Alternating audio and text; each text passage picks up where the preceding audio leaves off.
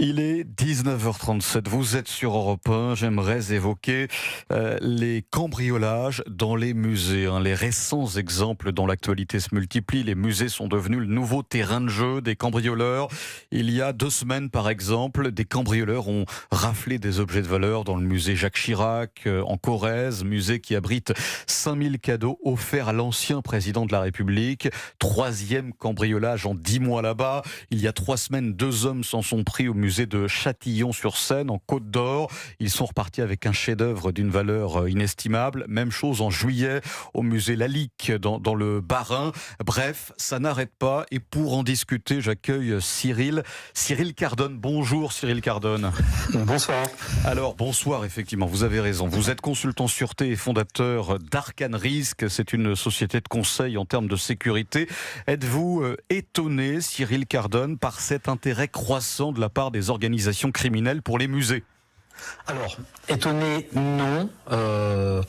Sachant que la crise, elle est pour tout le monde. Donc, effectivement, les organisations criminelles cherchent aussi à récupérer des gains de manière plus facile. Ce qui est étonnant, c'est pourquoi les musées intéressent davantage maintenant les organisations criminelles. En fait, il faut avoir un regard un peu stratégique. Une organisation criminelle, ça résonne en rapport risque-gain, de manière très basique. Et si on raisonne comme l'organisation criminelle ou le criminel, elle gère généralement 4 paramètres qui est quelle est la valeur à récupérer, est-ce que c'est facilement accessible, combien de temps faut-il pour l'obtenir, et puis y a-t-il un risque d'interpellation. Dans un musée, par définition, on sait qu'il y a de la valeur. Les pièces peuvent être grandes, mais généralement maintenant on commence à chercher des musées avec des petites pièces qui ont de haute valeur ajoutée. Vous avez parlé du musée Lalique, je veux dire, oui, tout à fait. 11 millions d'euros enfin 4 millions d'euros de biens en 11 minutes. Le rapport coût-investissement est intéressant, quoi. Alors, ce qui est très surprenant, Cyril Cardone, c'est que les marchandises volées sont connues par tout le monde, du moins par ceux qui ont une certaine culture en art, et pas seulement d'ailleurs. Ces œuvres, ces marchandises volées, pardon de le dire comme ça, sont donc très difficiles à revendre sur le marché noir. Comment on explique cet attrait, sachant que c'est quand même très difficile à refourguer, pardon pour le terme, Cyril Cardone? Ouais, je comprends. Alors bon, si on passe le cas du Louvre, où effectivement les bijoux qui ont été volés sont ultra connus, et ça va être très compliqué pour ceux qui les ont de pouvoir les refourguer effectivement. Tout le reste en fait est assez facilement revendable, parce que ce sont des biens, des bijoux, des petites pièces, etc., qui peuvent valoir des milliers, voire même des millions d'euros, et qui seront petits, fondables, revendables. D'ailleurs, les services de police, on sait que maintenant, on vérifie également les plateformes numériques, puisqu'on a des gens qui revendent ça sur certains sites, en fait. Alors, non mais très bien, mais alors quelle est la finalité de posséder un objet d'art qui vaut plusieurs dizaines de millions d'euros parfois? Qui achète ça en fait, Cyril Cardone? C'est quoi? C'est pour un placement? Enfin, quel est le profil des acheteurs? On a 2 types de profils d'acheteurs. On a les gens qui travaillent sur commande. Donc on a quelqu'un qui est intéressé par un musée, qui est intéressé par un objet en particulier pour le garder pour lui.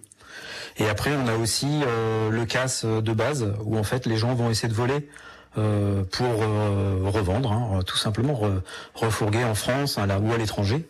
Et ça se passe assez bien. Oui, alors, sont des malfaiteurs qui achètent aux malfaiteurs, ou bien plutôt des gens honnêtes qui, alors, ne sont pas si honnêtes que ça, parce que s'ils les achètent ça, c'est qu'ils s'y connaissent et qu'ils savent très bien ce qu'ils ont entre les mains. Quelle est la réponse à cette question, Cyril Cardone? On a les deux.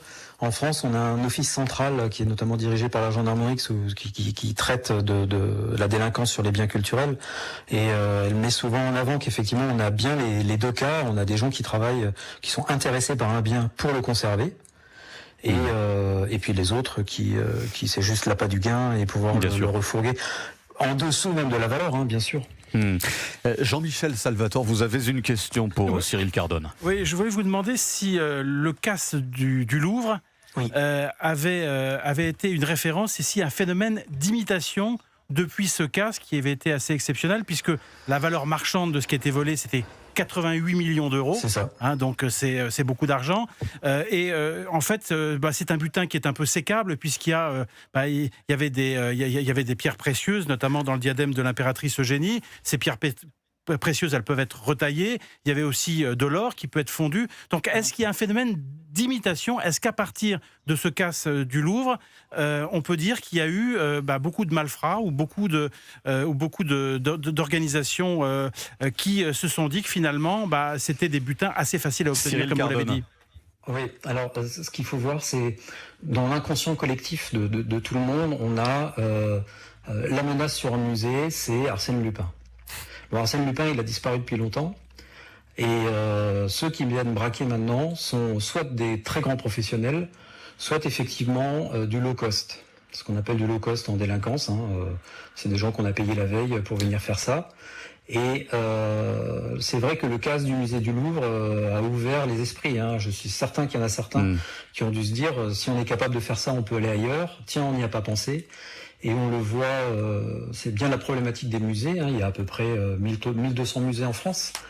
On a énormément de petits musées disséminés en province. C'est sûr que la sécurité et la sûreté est moindre. Cyril Cardone, comment paye-t-on rapidement? Et on va marquer une courte page de publicité. Voilà, ça c'est important parce que vous êtes consultant sûreté et fondateur d'Arcane Risk.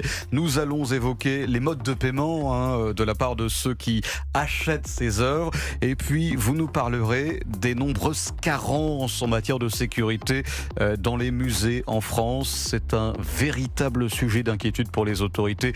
Et de cela, nous parlerons avec vous. À tout de suite. 19h, 21h, Europe 1 Soir.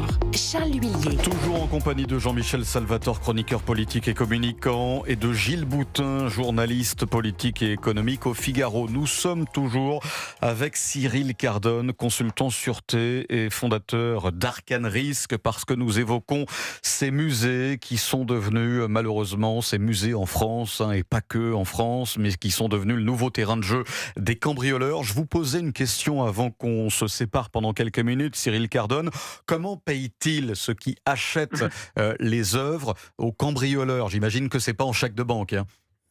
Non, c'est pas en chèque de banque. Ce qui est intéressant, c'est qu'en fait, il y a plusieurs types de rémunération.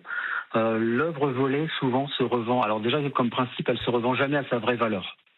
Il y a une sorte de cote qui dit que souvent l'œuvre est revendue à 10% de sa valeur officielle, parce que c'est impossible de transmettre un titre de propriété. L'œuvre volée souvent fonctionne comme une monnaie d'échange, c'est-à-dire qu'on peut la troquer contre autre chose, de la drogue, des armes, une sorte de garantie entre réseaux criminels. Et il y a encore un cas, ça c'est un peu dans les films, mais il est réel, c'est quand l'œuvre est assurée, certains voleurs peuvent essayer de négocier sa restitution contre une récompense avec les assureurs. Ça, c'est une sorte de rançon déguisée.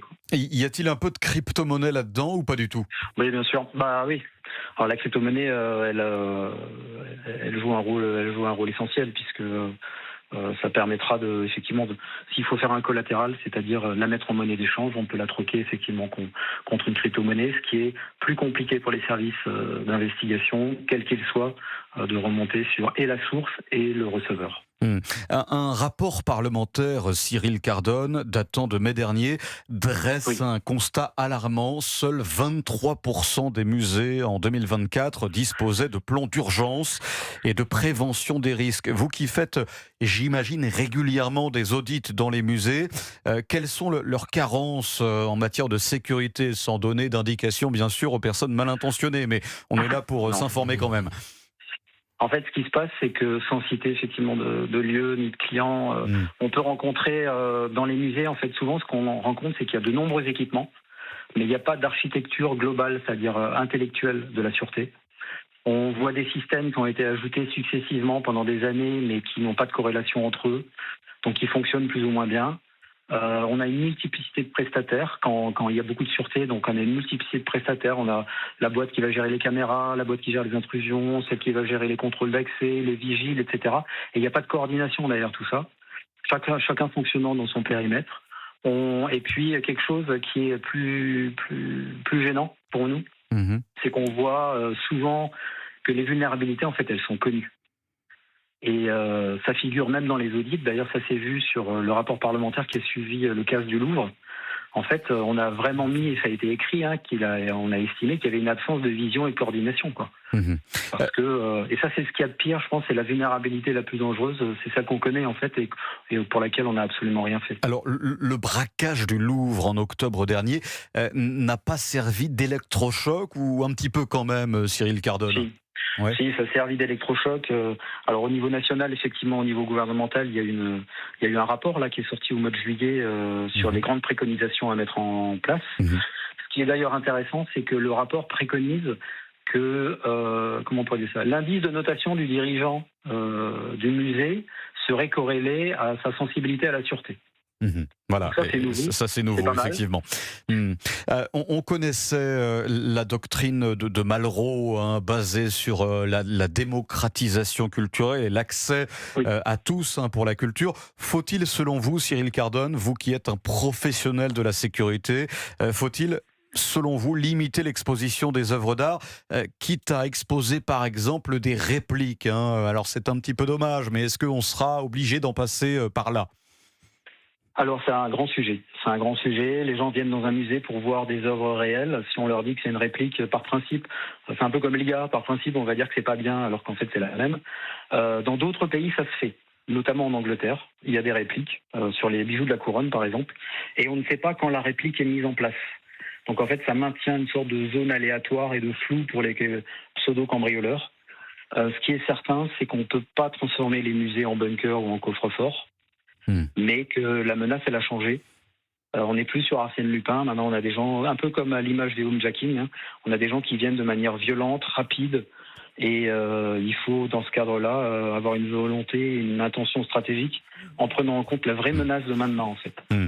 Merci beaucoup, Cyril Cardone, d'avoir été avec nous ce soir. Vous êtes, je le rappelle, un consultant sûreté et fondateur d'Arcane Risk. Pour refermer définitivement ce chapitre, hein, je vais vous donner une information qu'on a apprise ces dernières heures. 5 personnes mises en examen pour plusieurs cambriolages en Suisse sont aussi entendues dans le cadre d'une enquête par rapport au cambriolage survenu il y a 3 semaines dans le musée Jacques Chirac, hein, en Corrèze. Effectivement, on le rappelle, hein, ce musée abrite 5000 cadeaux offerts à l'ancien président de la République. C'était le 3e cambriolage en 10 mois là-bas. Donc 5 personnes actuellement entendues dans le cadre donc de ce cambriolage.